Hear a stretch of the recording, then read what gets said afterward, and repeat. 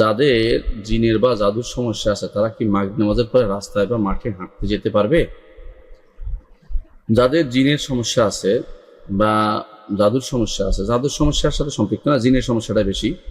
তো জাদুর সমস্যা সবসময় খারাপ কাজ করে, বুঝতে পারছি। যাদের জিনের সমস্যা তারা মাগরিব নামাজের পরে বা মাগরিব নামাজের সময়, যে সময় আজান দেয় সেই সময় শয়তান যেহেতু প্রসার লাভ করে ওই সময় বের হতে পারবে না। বের হতে না হওয়াটা হাদিসে আছে যেহেতু, সেটা যদি তিনি সকাল বিকেলে জিকিরগুলো করেন নিয়মিত, তাহলে ইনশাল্লাহ সে জিনও তার কোনো ক্ষতি করতে পারবে না এবং তিনি সাথে কাউকে নিয়ে বের হতে পারবেন, একা একই বের হবেন না।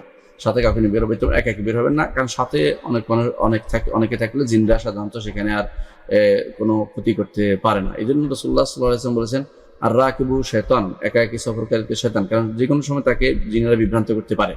এই জন্য একা একই না করে 2-3 জন সাথে নিয়ে বা 1-2 জন সাথে নিয়ে গেলে আলহামদুলিল্লাহ ইনশাল্লাহ কোনো সমস্যা হবে না। তো এটা হচ্ছে ওই সময় যখন সূর্য ডুবে এবং সন্ধ্যা হলে, এই সময় এর 1 ঘন্টা পরে আবার আপনি বেরোতে পারবেন, কোনো সমস্যা নেই। তো ওই সময়টা আপনাকে বাইরে না থাকার জন্য, বা যাদের দিনের সমস্যা তার জন্য বাইরে না থাকে, এবং যাদের বিশেষ করে যাদের দুর্বল, মানসিক অবস্থা দুর্বল থাকে যারা, বেশিরভাগ সময় তারা বের হবে না, কারণ তাদের এই নার্ভ শক্তিশালী না হলে যে কোনো সময় জিনে তার প্রভাব ফেলতে পারে।